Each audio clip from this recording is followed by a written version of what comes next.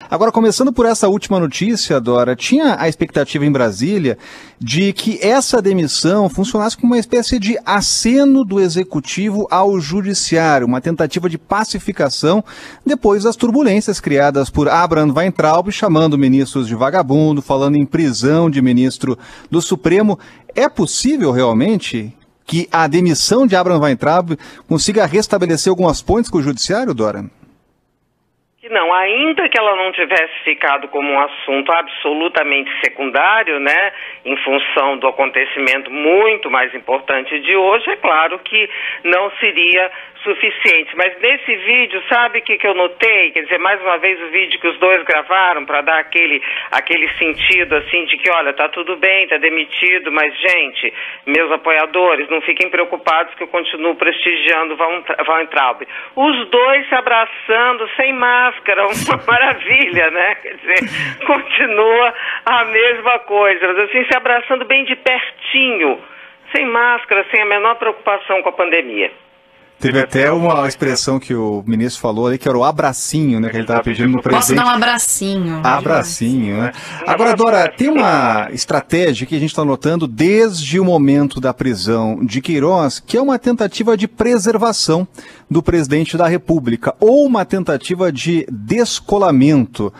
É possível, neste momento, Dora, pelo menos uma tentativa de preservação do presidente? Ele não falou até agora sobre o caso, né? Deveremos ver essa mesma estratégia sendo adotada nos próximos dias, Dora?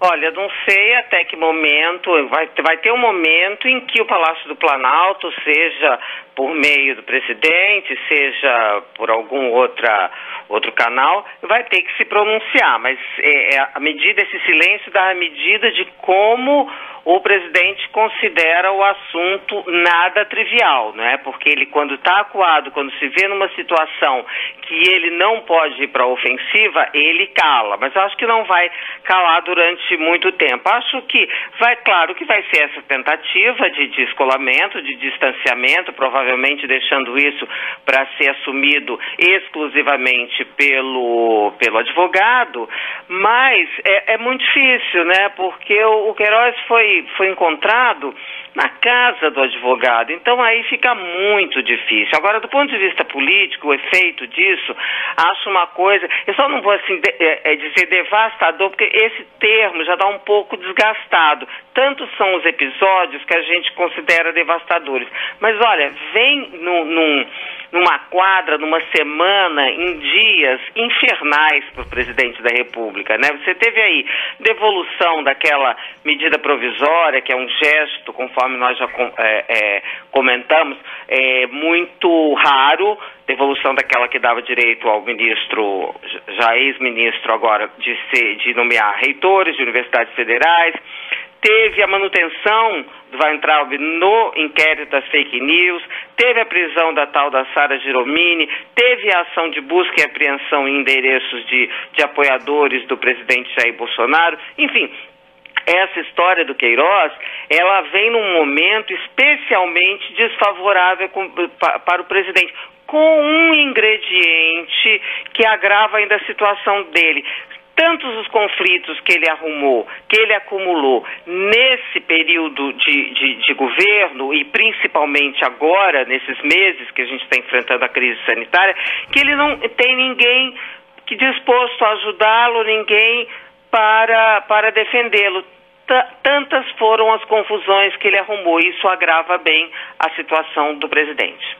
Agora, Dora, quando a gente ouve falar no Queiroz, claro que há uma apreensão no ar, já em função de precedentes que a gente já teve recentemente com presos que delataram, fecharam acordos de delação, e aí é claro que todo mundo já olha para o Congresso Nacional. Já tem aquela tentativa que a gente sempre vê da oposição, de provocar conselho de ética, mas no Congresso Nacional, essas últimas aproximações que o presidente e esses últimos esforços que o presidente fez para se aproximar do chamado Centrão produziram efeito? É possível confiar neste momento que essa nova sustentação do presidente vai protegê-lo para novidades que podem surgir aí no cenário, Dora? Bom, primeiro que a gente sabe o grau de confiabilidade que se pode imprimir ao Centrão, né?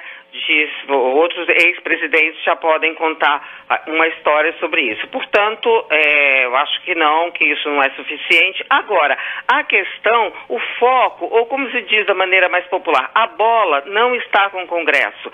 A questão agora é na Justiça, quer dizer, o palco em que o presidente se vê, embora você tenha um efeito político muito grande, é da Justiça, né? Na Justiça, na polícia, ele está envolvido num caso de polícia, né? A gente sempre faz essa brincadeira, caso de polícia, caso de política. Agora é um caso de polícia. E acho que o Congresso não é...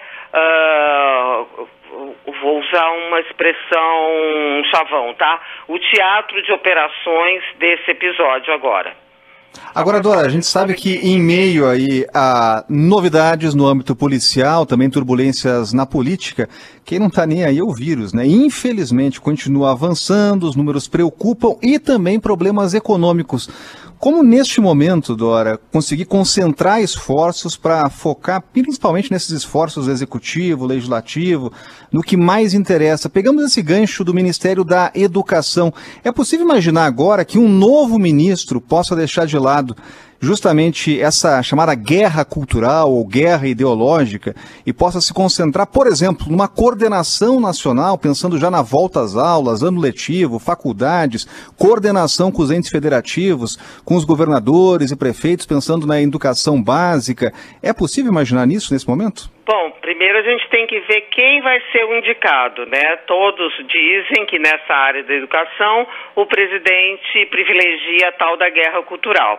Em segundo lugar, Orengo, o presidente da República, aí representando o governo federal, não está minimamente interessado e não esteve durante essa crise toda em fazer essa coordenação. Ele está mais preocupado em ficar usando a prerrogativa de governadores e prefeitos de tomarem as decisões que dizem respeito às suas regiões. Ele usa isso para se distanciar do problema, para se desobrigar, não é? Então, eu acho que se o presidente da República está pouco se lixando para a questão da coordenação das operações que visam a enfrentar a crise sanitária, não vai ser um ministro da Educação, seja ele quem for, escolhido por ele, que vai assumir essa posição. Acho que em relação à crise sanitária, os esforços continuarão vindo da onde vieram de maneira desordenada e tal, mas evidentemente que houve esforços e da onde sempre vieram. Então eu acho que nessa questão nada se altera. Uma última questão, Dora, sobre a saída do Abraham Weintraub. A gente sabe que a base do ministro é a chamada base ideológica, aquela mais fiel, que está sempre ali na porta do Palácio da Alvorada.